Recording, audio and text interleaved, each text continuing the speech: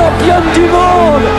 Vous le croyez ça, l'équipe de France est championne du monde en battant le Brésil 3-0. Je crois qu'après avoir vu ça, on peut mourir tranquille. On montre ce qui se passe sur les Champs-Élysées. C'est exceptionnel. Il y a 1 million, pour l'instant on évalue à 1 200 000 les gens qui sont sur les Champs-Élysées. Une grande famille. Et ça a été pareil dans toute la France, dans toutes les villes de France où nous allons ce soir. On s'était quitté sur ces images d'hystérie, d'une euphorie que seul le football est capable d'offrir au peuple français, une nation bleu-blanc-rouge unie dans une joie sans limite autour d'une équipe et d'un joueur qui est en route pour marquer l'histoire de son sport. Zinedine Zidane a 26 ans. Il vient d'éclabousser le monde du football de toute sa maîtrise et de son génie en inscrivant un doublé en finale contre le Brésil et s'apprête maintenant à écrire lui-même le deuxième chapitre de sa vie. Alors asseyez-vous bien car la première partie de Zizou était déjà bien fournie, mais la deuxième sera à l'image du numéro 10, un cran au-dessus des autres.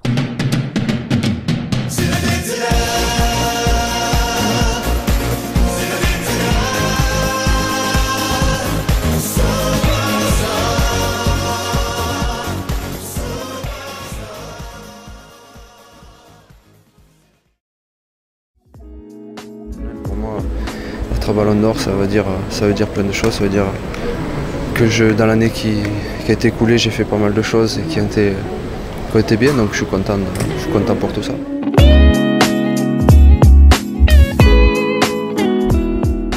Cérémonie du Ballon d'Or 98. Zinedine Zidane reçoit logiquement le trophée après avoir écrasé la concurrence et notamment le croate Davor Šuker, le bourreau des Français vengé en 20 minutes par Thuram lors de la demi-finale.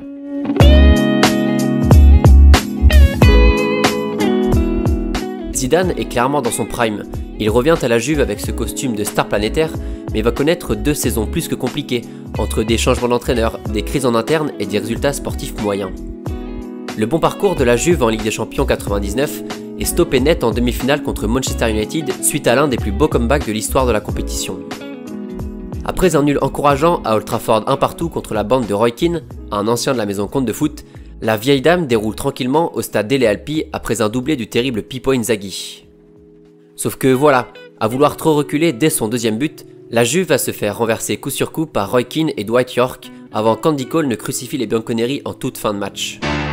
La malédiction de Zidane en Ligue des Champions frappe une nouvelle fois, et malgré quelques coups de génie de ce dernier la saison suivante, dont ce but splendide en janvier 2000, l'équipe entraînée par Carlo Ancelotti est en grande difficulté, elle qui compte désormais dans ses rangs le gardien hollandais Edwin van der Sar, mais qui vient de perdre Didier Deschamps.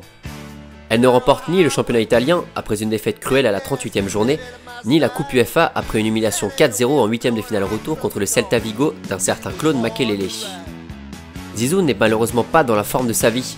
Il souffre sportivement de la situation instable du club, mais ses maigres statistiques et son impact moindre au milieu de ces 2 saisons tronquées avec la Bianconeri en font tout de même le meneur d'une équipe de France qui doit à nouveau triompher lors de l'Euro 2000 organisé en Belgique et aux Pays-Bas. Et là est bien toute la question. La peur du champion, l'angoisse d'une nouvelle euphorie, le traumatisme post-Coupe du Monde. Rebondir et trouver la motivation après avoir conquis la plus prestigieuse des compétitions internationales. Bon, comment vous dire que les Bleus ne vont rien avoir à en faire et vont relancer machinalement leur rouleau compresseur infernal. En poule, le Danemark et la République tchèque ne feront pas le poids. Zinedine Zidane distribue caviar sur caviar et les tricolores se qualifient pour le tour préliminaire malgré une défaite lors de son 3e et dernier match contre les Pays-Bas. En quart, des Espagnols surmotivés et intelligents tactiquement poseront énormément de soucis à nos Bleus qui trouveront finalement la solution par un coup franc somptueux de Zizou et un deuxième but de Youri Djorkaeff avant la mi-temps.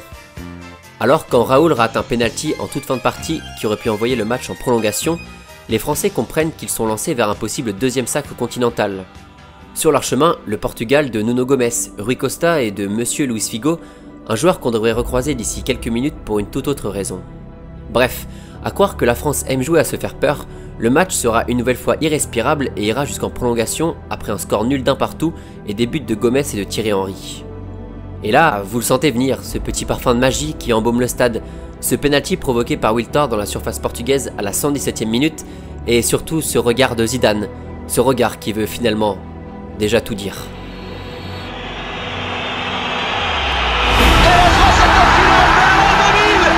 Zinedine Zidane, Zizou envoie les champions du monde au paradis dans ce match face aux Portugais.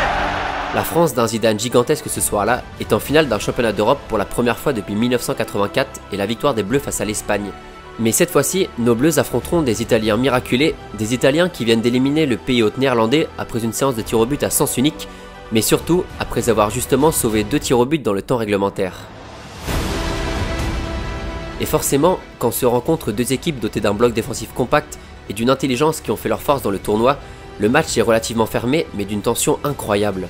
Marco Del Vecchio ouvrira le score pour la Squadra Azzurra en début de seconde période, et alors que les Bleus poussent pour revenir au score sans succès, David Trezeguet dévie le ballon à la 94e minute pour le bordelais Silva Wiltord qui trompe Toldo d'une frappe croisée dans le petit filet.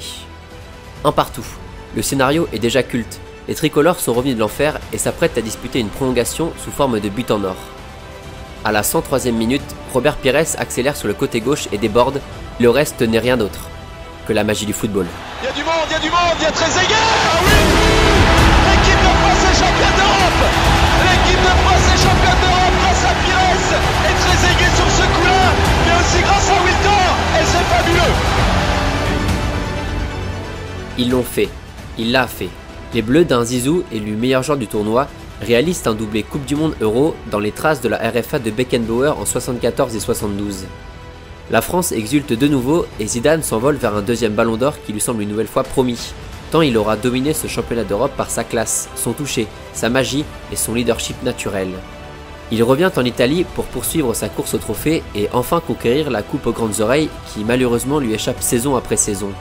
Mais comment vous dire, Zinedine ne va pas gagner la Ligue des Champions, éliminé dès les poules par le Deportivo La Corogne, les Grecs du Panathinaikos et les Allemands d'Hambourg. 3 adversaires qui vont frustrer les Bianconeri et agacer Zidane. Agacer à tel point que notre Zizou national écopera de 2 cartons rouges en Espagne et en Allemagne. 2 mauvais gestes qui lui coûteront bien plus que des matchs de suspension, puisque contre toute attente, Luis Figo sera élu Ballon d'Or 2000 et privera le Français d'un deuxième Graal individuel qui lui tendait les mains. Et c'est alors que les premières rumeurs se multiplient à Turin concernant un possible transfert du numéro 10 vers l'Espagne et le prestigieux Real Madrid. Et après une énième deuxième place des siens derrière la Roma en championnat, les négociations qui s'éternisaient au cours de la saison vont enfin aboutir durant l'été. Pour un montant record à l'époque de 75 millions d'euros, le numéro 21 des Bianconeri fait ses valises et traverse donc les Alpes, la France puis les Pyrénées pour rejoindre l'artillerie de Florentino Pérez et devenir pour de bon un nouveau galactique.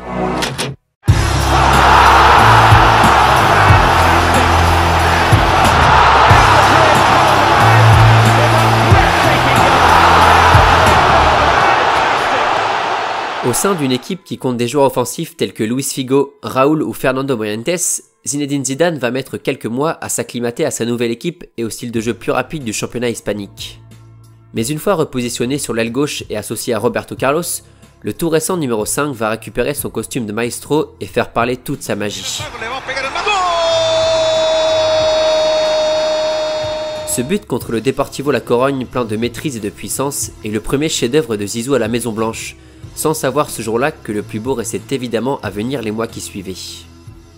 Désormais hors course dans un championnat espagnol 2002 dominé par Valence, les merengues vont faire parler tout leur talent sur la scène européenne en domptant consécutivement le Bayern Munich en quart et le FC Barcelone en demi, avec une petite douceur de Zidane au Camp Nou contre les Blaugrana. Et quand se présentent devant eux les Allemands du Bayer Leverkusen, Zizou ne va pas seulement hausser son niveau de jeu comme il en a l'habitude dans les grands matchs, il va ce soir-là écrire à lui seul l'histoire de la compétition.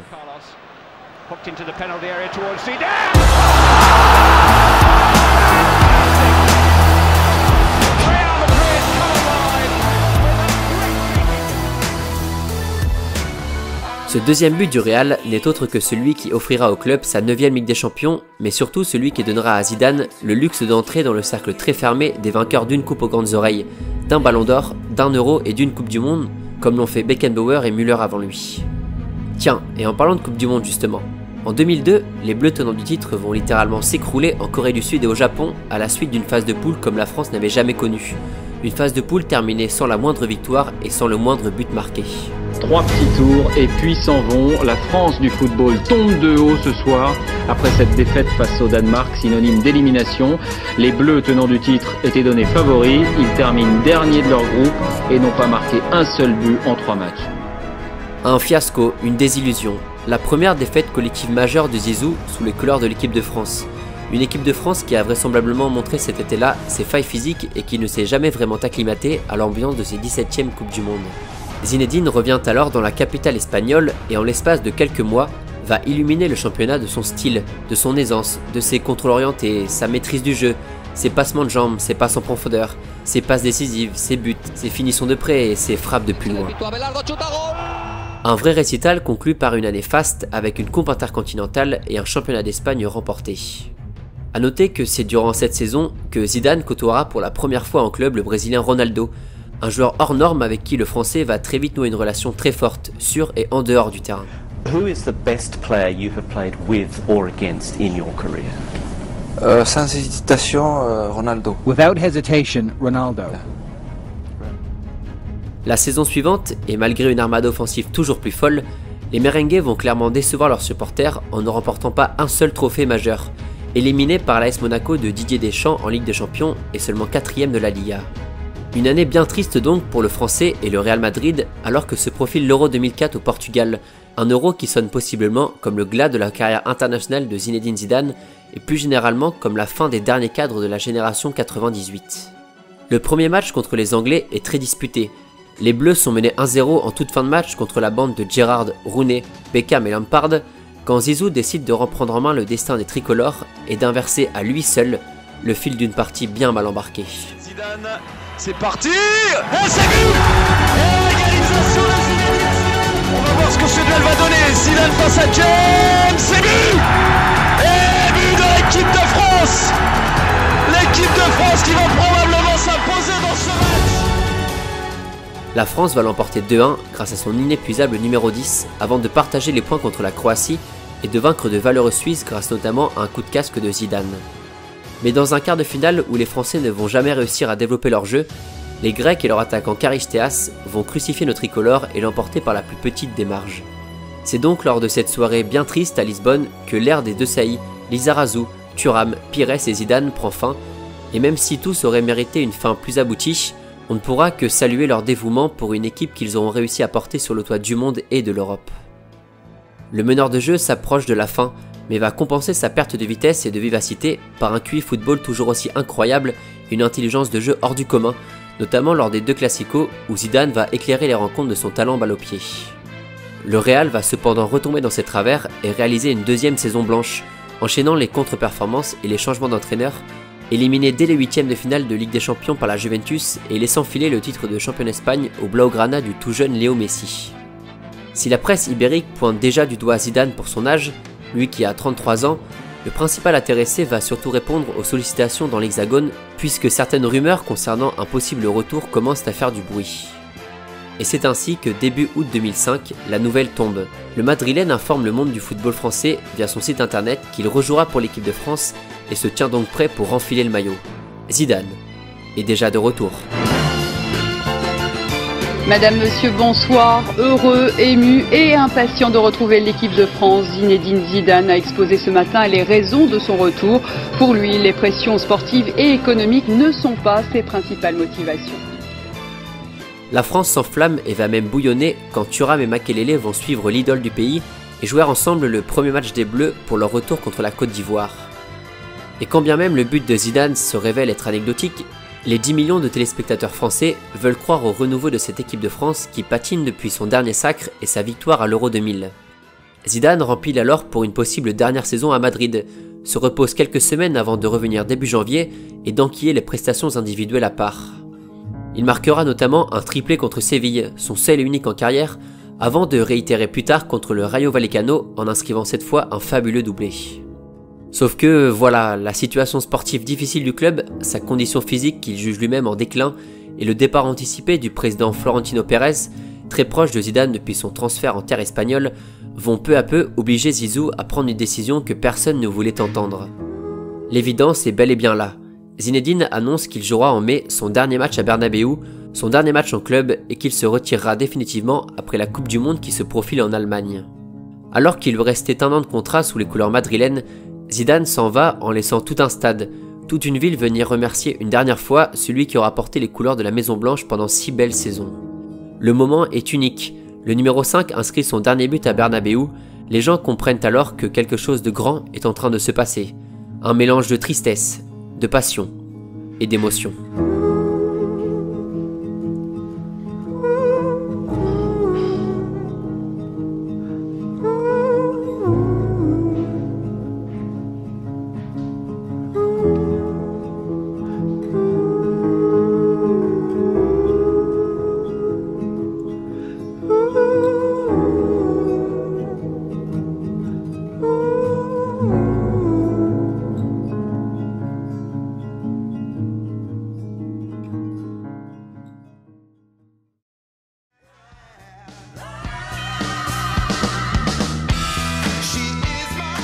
Mais Zidane n'en a pas encore fini avec le football, puisqu'il rejoint l'équipe de France en été dans le costume du sauveur, de celui qui doit permettre aux Bleus d'aller chercher pourquoi pas une deuxième étoile en terre germanique. Mais après une préparation loin d'être rassurante, les Bleus vont coincer coup sur coup face à la Suisse et la Corée, en concédant à chaque fois le match nul quand Zidane sera dans le même temps suspendu pour les derniers matchs face au Togo. Alors quand la France se voit être tenue en échec à la mi-temps, Vieira et Henry vont sortir les Bleus d'une belle galère pour envoyer le groupe France en 8e de finale et libérer les millions de Français sur place ou derrière leur écran. Dans la poule rivale, l'Espagne, qui vient d'éteindre tous ses concurrents en remportant ses 3 matchs, se profile face à la France et leur sélectionneur Vicente Del Bosque, soutenu par la grande majorité des médias espagnols, ne va pas se gêner pour se moquer ouvertement de la moyenne d'âge des joueurs français en visant tout particulièrement le numéro 10 tricolore. Mais à vouloir trop en faire, les Espagnols vont irrémédiablement chauffer l'équipe de France et en particulier un Zidane qui préfère ne pas réagir. La réponse de nos Bleus sera claire et sans bavure. Oui, pour Ribéry qui va arriver devant Casillas. Vas-y mon petit. Le premier but de Ribéry avec l'équipe. L'important de marquer maintenant. Au deuxième poteau. Non. Il est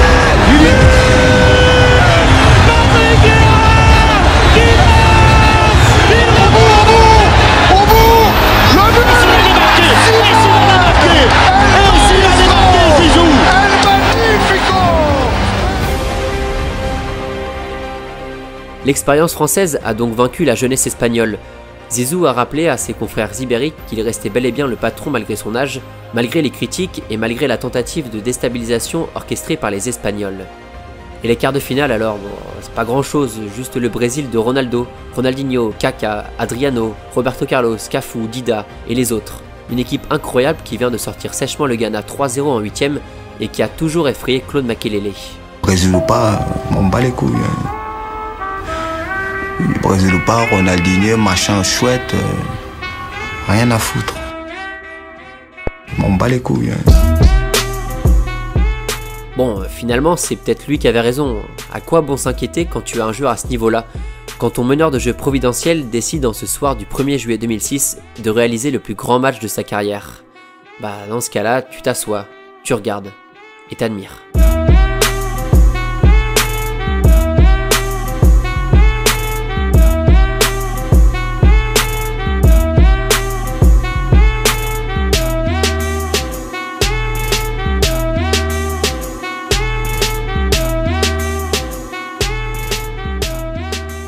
Un petit but de Titi Henry sur une passe de Zizou en deuxième mi-temps et voilà nos Bleus en demi-finale de Coupe du Monde face aux Portugais de Cristiano Ronaldo, Figo, Deco et Pedro Miguel Paoletta.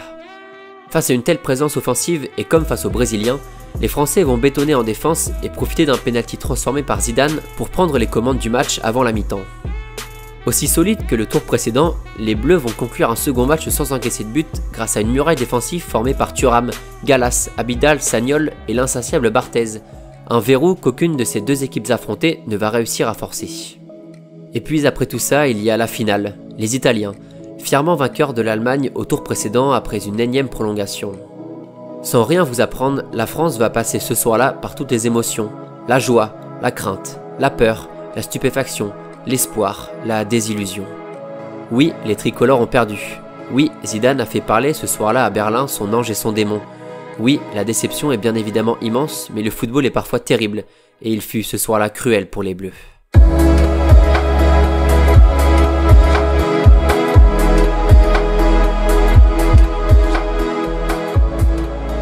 Et voilà donc la dernière page. Le dernier chapitre de Zidane en bleu est sur un terrain de football. Probablement la fin de carrière la plus iconique de toute l'histoire du football, voire même du sport en général. Oui, Zinedine Zidane est sans aucune contestation possible une légende de sa discipline. Et si j'ai choisi volontairement de ne pas revenir sur son incroyable carrière d'entraîneur, il est bon de rappeler qu'en enfilant son costume de coach, Zizou a roulé sur l'Europe durant 3 ans. Oui, roulé, car quand vous remportez une Liga, une Super Coupe d'Espagne, 2 Super Coupes d'Europe, 2 Coupes du Monde des clubs et 3 Ligues des Champions en autant de saisons, il est bien difficile de trouver un superlatif plus fort que celui-ci. Cette carrière sur le banc a rappelé à tout le monde à quel point Zizou est un compétiteur, un gagnant, un sportif né pour triompher peu importe son rôle, son poste, son club ou même son âge. Zinedine Zidane, c'est l'histoire d'un Marseillais devenu l'idole d'un pays tout entier qui en même pas 20 ans a gagné sa place dans le panthéon du sport français et mondial par son dévouement, sa gentillesse, son sourire, son implication et bien évidemment son talent balle au pied. Un talent salué par tous, partout pour le reste de sa vie. Et si ces lignes statistiques sont moins fournies que certaines légendes du ballon rond, il faut bien comprendre que l'impact du meneur d'1m85 se situait bien au-delà de son apport chiffré, lui qui rendait instantanément les autres meilleurs et libérait le jeu de son équipe comme rarement un footballeur a pu le faire sur un terrain.